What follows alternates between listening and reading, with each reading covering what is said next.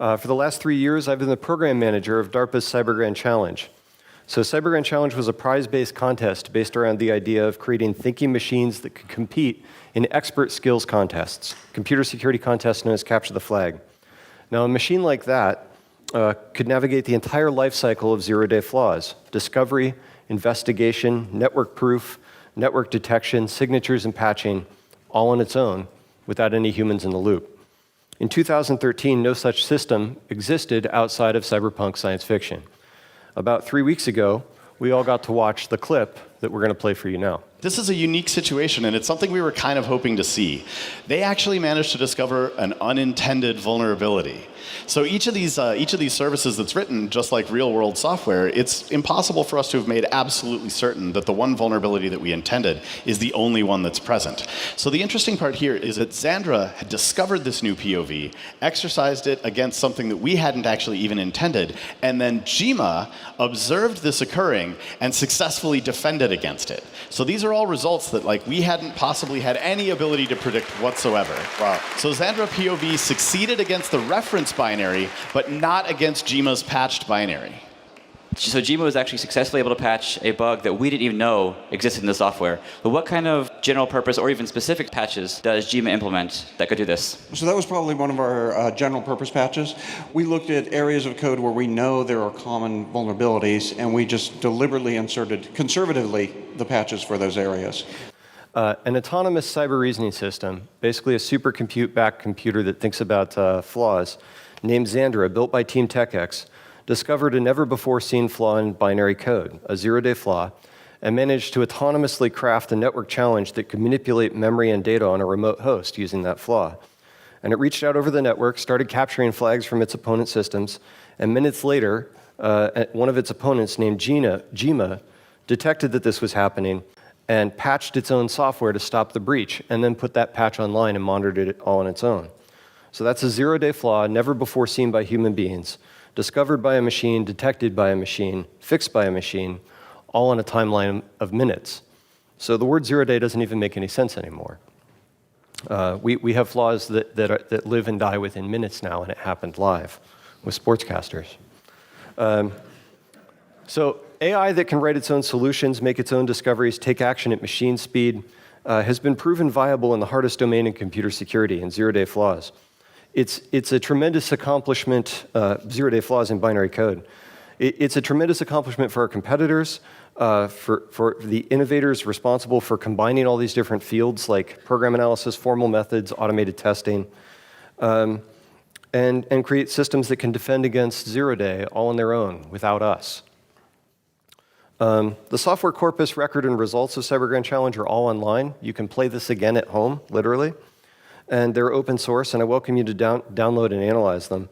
Our finals actually happened so recently that I am speaking to you today before any real deep analysis has been performed, and those presentations and results are probably still months away.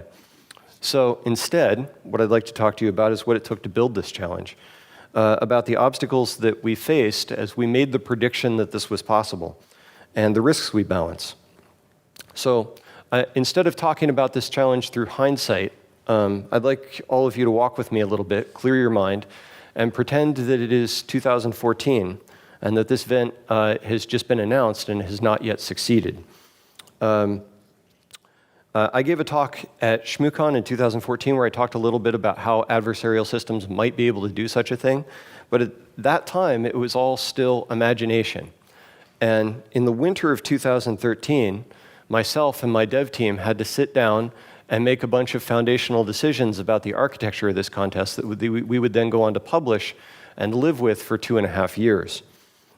So I'm actually going to read you verbatim the agenda document we sat down at Naval Postgraduate School to debate for 2 days. There were 3 rules. There's a hard time limit on each decision, followed by a vote and a decision by the program manager. Everyone brings a proposal, is given a slice of time to put forward and debate their proposal, and participants are expected to advance ideas. So what we did in those 2 days was we decided the final event and qualifier scoring formula, how to do proof of vulnerability in the contest, whether to let competitors bring their own hardware or to provide our own, how network defense was going to operate, whether it would be a managed appliance or an appliance they brought, how to do traffic dissemination, how the APIs for both qualifying and final events would work, and what data we would release. And having thought about these issues for months, and having prepared competing proposals, we sat down and made all these foundational decisions over 2 days, and we lived with them for the rest of the contest, because we had to publish them and we couldn't modify them. So it's worth talking about what we were worried about. So one thing that kept us up nights, and I think after this talk, if you go to YouTube and you watch it, it might keep you up nights, is what I'm going to call the ghost of Michael Larson. So Michael Larson, obscure trivia fact, his claim to fame is that he used to watch daytime television. He used to watch a game show called Pressure Luck, which made the phrase no whammies famous. And he decided that rather than using his intellect to go on the show and beat other contestants, he was going to use his intellect to go on the show and beat the game itself. The game involved a flashing pattern of prizes up on a board, and you would stop and sometimes you would land on a whammy and lose all your money, and sometimes you would land on a prize and win. And he figured out how to predict this flashing pattern of lights on the show, and he went on, and he ran up the biggest prize payout in game show history. Now, his intelligence was good. His OPSEC leaves something to be desired. If you ever do this, I recommend that you do not repeat his feat of celebrating before they announce you've won the prize, but which he does, close to 50 times. And it's really scary, but keep that in your mind when you think about the challenge of designing a prize competition that is first of its kind, a hacking contest, held in Las Vegas at a hacker conference with $4 million in prizes, and your only requirement is that you not make a single mistake like this in the rules that allows a Michael Larson attack to win. And by the way, you only get one shot at it. The contest is global. Teams from all over the world can compete. And the contest is designed to select revolutionary technology and absolutely nothing else. So let's talk about the different types of Michael Larson attacks that could have happened.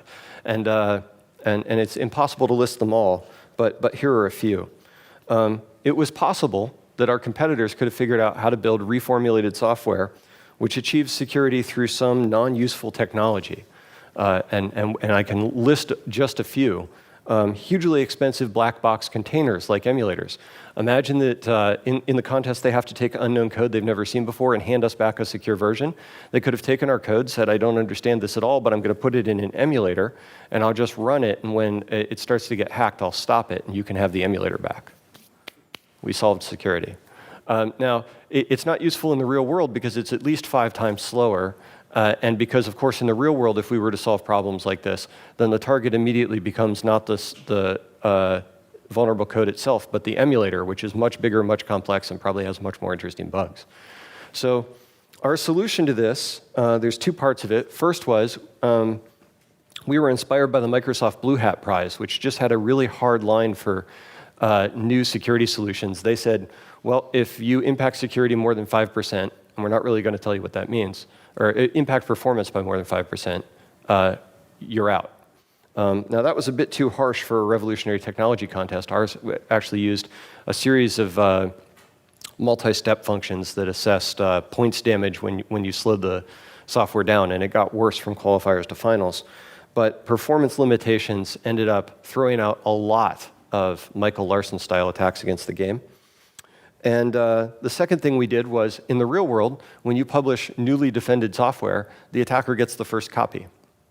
Right? They always get the patches first. And so we implemented that in Capture the Flag through a process we called consensus evaluation. So if you had a defense which would not survive inspection, your competitor systems would get a copy first. And they had the opportunity to prove that it would not survive adversarial inspection. And that process may actually be one of our lasting contributions to how Capture the Flag is played as a game. So, second potential Michael Larson attack against the game. Reformulated software which achieves a perfect score through a logic bug in the scoring algorithm could be submitted. So this means that if we give you an oracle that will compute scores just like we compute scores, then you can do a bunch of vulnerability research on that with humans, and you can find a bug which causes you to get a perfect score, and you can wait until the competition, then submit a bunch of software that gets a perfect score, and hopefully, you wait until after you get the prize to celebrate. But but it was a real threat to the competition. It was something we worried about all the time. So our answers changed over the 2 years, and I don't think a perfect answer to this problem has yet been put forward. I would consider ours to be imperfect. Our answer during the qualifiers was we built 2 scoring oracles, both from the same specification, and then we released the specification to competitors. So what we did was we ran the scoring twice on 2 completely different isolated systems, and we made sure that it didn't diverge in any way that we couldn't understand. But the problem with that was that competitors had to build their own implementation of that specification and hope that it agreed with ours. And they only got 2 chances to test before the qualifying event, and that was imperfect. So for the final event, we actually gave access in a black box manner to our scoring oracle to competitors for about a quarter. And while that introduced the risk that there was the ability to create Michael Larson-style attacks where you have a logic bug, you had to discover it blind, and we had a second scoring oracle offline that we would run that was, again, built from the same spec, and we had to understand any divergence between the one we'd given access to the competitors to and the one that we'd written ourselves. Our result? Well, in the final event, there were no such logic attacks fielded to our knowledge. However, in qualifiers, such a bug did exist. It would have beaten both our oracles.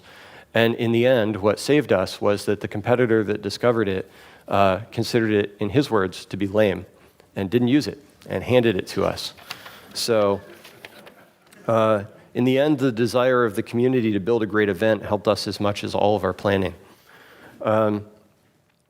So other risks, putting aside the potential that it could have been subverted within the rules, was collusion. We were running an open global contest with no barrier or cost to entry, and we had over 100 teams sign up from all over planet Earth. So there was absolutely no way that we could predict whether or not teams were going to work together to win. So what we had to do was qualifiers had to be a collusion-proof scoring algorithm.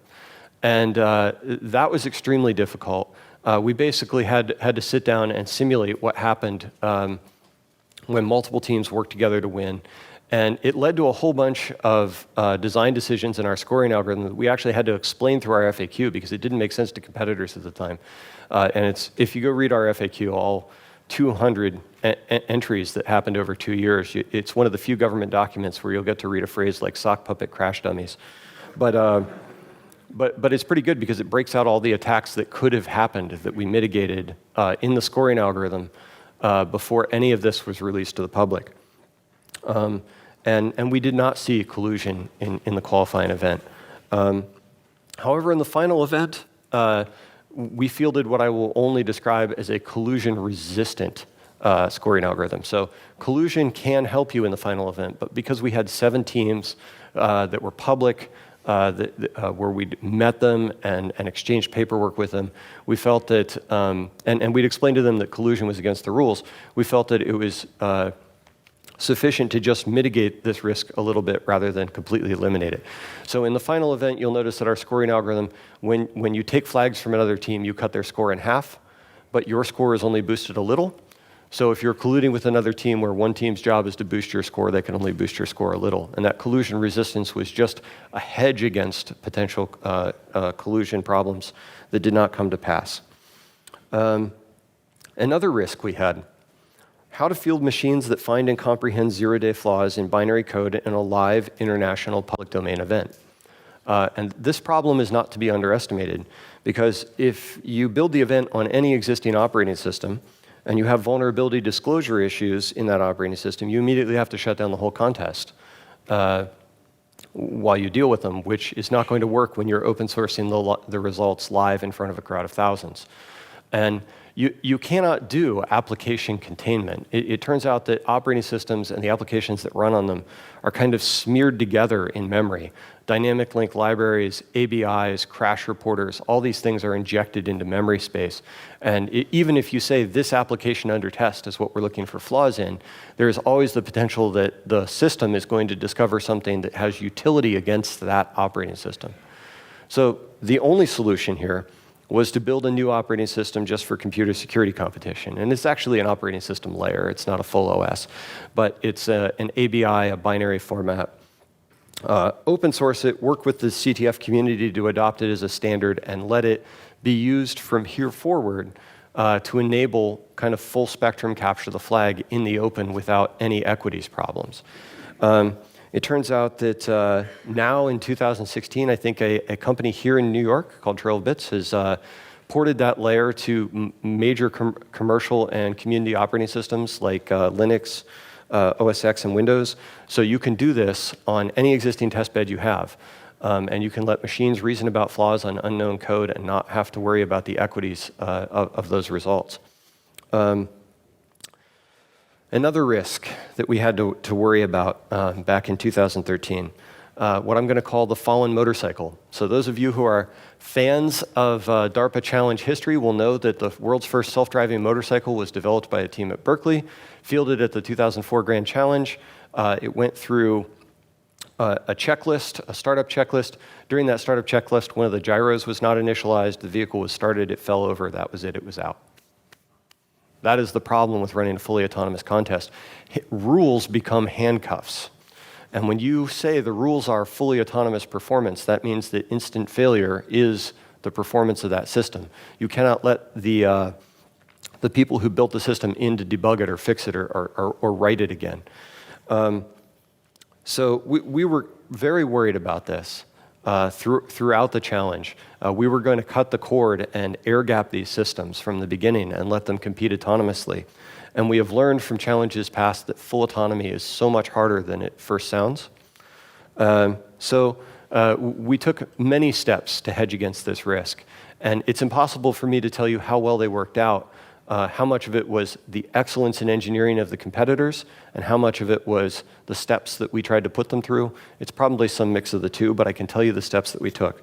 The first was, at qualifiers, 1 year into the challenge, we only requested assisted autonomy. And that meant that human beings couldn't help their systems think about the problem, but they could pick it back up if it fell down. If it had crashed, they could write it. And it wasn't until the second year, when 7 teams knew that they were finalists, that we actually introduced the requirement that they be fully autonomous by the final event.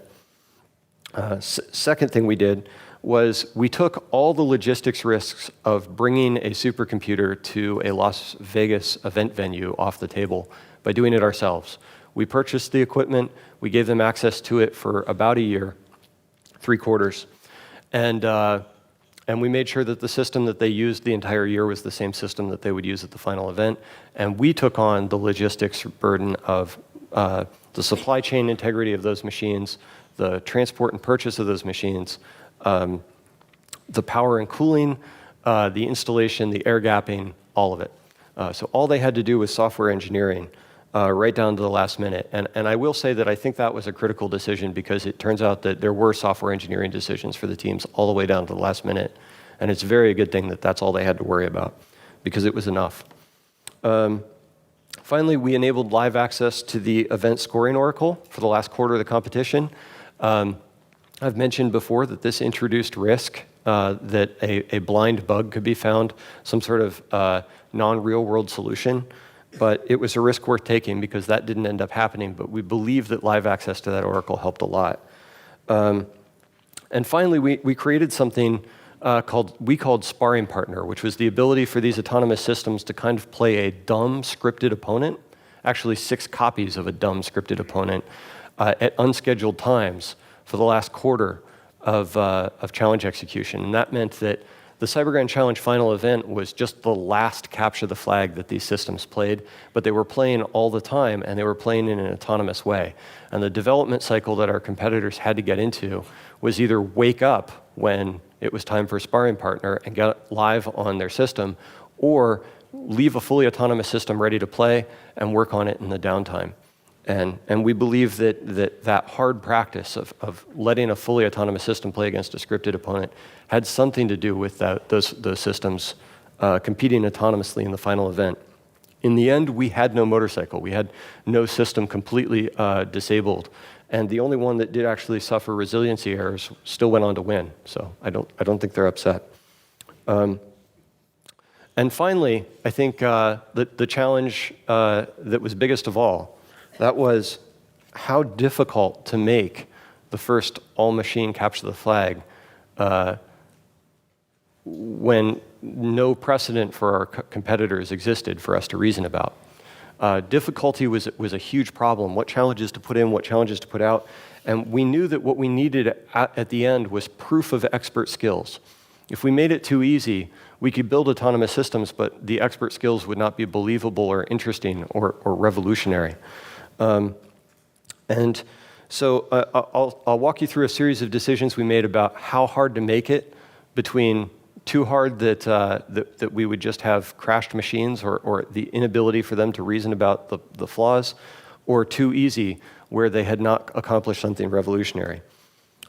Because finding a crash is very different from comprehending a bug, and throwing insecure code in an emulator is very different from expertly adjusting a buffer space just to mitigate one buffer overflow that you know about. So we used files like crackadder.c and heartbleed.c as our guide throughout the challenge. This work that had been done by the program analysis community to take really complex bugs in real-world software and distill them down to tiny little files that were still so hard that automation couldn't solve them. And that fact that they could remove all these engineering hurdles and leave something that by itself was harder than the state of the art was very useful to us. And it allowed us to remove trivialities, engineering challenges for later, like DLLs, file systems, complex ABIs, and keep a tight focus on a known unsolved problem. Our type performance restrictions that I mentioned before were another way that we selected only revolutionary technology. And finally, we had to come up with an escalating bar for comprehension of flaws, where in the end we knew that the systems actually understood how the flaws worked. And that was our proof of vulnerability subsystem. And we hope that this is another thing that CGC is going to end up giving back to the community. There are two types of ways that you could score a captured flag in Cyber Grand Challenge, registers and memory. I'll just talk about registers. The way that we ended up deciding to do this was that a reasoning system, before it tried to capture a flag from a competitor, would call up the referee and say, I believe I can control my opponent's software, and I can cause it to crash in a way I understand. And it would give a range of addresses that it thought it could drive the crash to. And the referee would pick an element in that range and negotiate back with the reasoning system and say, you think you can put 8-ball corner pocket? I want you to put it with 32 degrees of angle. Do it, right? Pick an EIP, pick a general purpose register contents, and then the reasoning system had to actually induce that crash with those conditions on the remote system. And it was all instrumented automatically for us to get the score when that happened.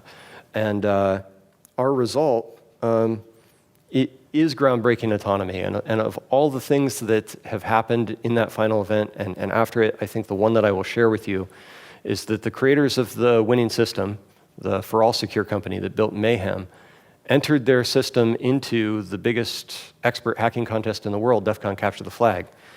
And it lost, which is what a first-time prototype is going to do. But while it was losing, it found a bug that some human teams had also found, but it was the only competitor, human or machine, to figure out how to exploit that bug. And it used it to take flags away from human teams in live competition, first time out. I don't think you can come up with a better proof of the fact that autonomous systems can field expert skills against the world's best. And they're only going to get better from here. So in conclusion, I believe our design was pioneering, imperfect, and a good first step. And what I'm really excited about are the upcoming opportunities. Hi, Mike. Good to see you again. My name is Bill Whitman from Air Force Research Lab up in Rome. I know from having worked 3 years on executing your contracts with your program managers to get this thing to succeed. You've explained a lot of the technology that's gone in and what it demonstrated with the capabilities of autonomy, which has spurred a lot of thought processes and how this is going to carry on. But in addition to that, would you take a moment and explain how revolutionary was the visualization element that we saw here in the clip on actually seeing what was going on and where it went through to have that insight into what's happening inside the system to the public? Because that was a fascinating thing at the competition. that we don't often see inside the box what's going on in that kind of time. I know that was a significant challenge to be able to overcome. Sure. So the question is about our visualizer, which, short talk, I didn't talk about it too much, but if you want to think about the problem of bringing a bigger community inside the nuts and bolts of adversarial computer security research, I think that beyond the words like attack, exploit, flaws, zero-day that people read in the news, nobody has ever seen what happens inside exploitation of software. And we wanted to take a shot at pulling that model out of the head of a hacker and onto a big screen. And we took a first shot at it. So those traces are actually traces of execution of code over an input through time. And you can see them and you can compare them. If you run the same program twice on different input, you'll see the point where they diverge. If you take the same program on the same input and add armor, you can see the shape of the armor. So I think that technology also is new and has nowhere to go except to get better. Best guess, how long until we are augmenting the system instead of it augmenting us? Already happened. The Shellfish cyber reasoning system, the mechanical fish, which is open source, you can run it at home, has a human-machine interaction component, and the Shellfish Capture the Flag team played in DEF CON Capture the Flag, had a conversation with their machine about bugs, and sometimes it got out ahead of them, and sometimes they got out ahead of it. They played kind of as a centaur, which is the name for that, and I think that some component of that is going to be part of almost all Expert SIL's computer security competitions in the future. And you should try it at home. You talked a lot about what happened at NPS on that meeting. Maybe you could just share a little bit about, how important or critical do you think it was in getting the right people in the room for that and to join you on the team and how you approach that? So the question about who we put in the room to make those infrastructure decisions. So the people in the room were largely former members of DD Tech, which was a group that had built DEF CON Capture the Flag, the world's biggest hacking contest from 2004 to 2008. And if I don't know how we could have built a computer security competition for autonomy without taking people who had been through building it for experts. That was not a guarantee of success. It was just a box that had to be checked if we had any chance at all. But we also had to have program analysis experts, people who understood the limitations of machines in the room. And we also had to have the ability to not to have a democracy, but to have executive decision making, right? At the end of each block of time, somebody had to make the call and live with it. So I think all three of those components were important. We actually had a program analysis expert from Rome with us during those conversations. The decision as to whether there will be a next challenge is actually up to the agency, which means future administrations. I think we've only held a few grand challenges in the history of the agency. Only one has been repeated. That was the self-driving car challenge. Went from 2005 navigating desert roads to traffic in the city. And there were two parts of why it was run again. First was traffic in the city seemed to be sufficiently more complicated and in need of revolutionary autonomy that running something like that again made sense, as opposed to just running a single GPS waypoint track through the desert. And second, the community that came out of that first grand challenge said, we're almost there, we really need to do this again, and kind of kept banging on the door of the agency saying, there should be one more. So I think it's going to be the community that came out of this grand challenge, if it happens again, and I'm not weighing in on whether it will, that comes back and says, we know who the program manager should be, we know what the next domain should be, and we should do this again. Thanks. Can I give you a hand?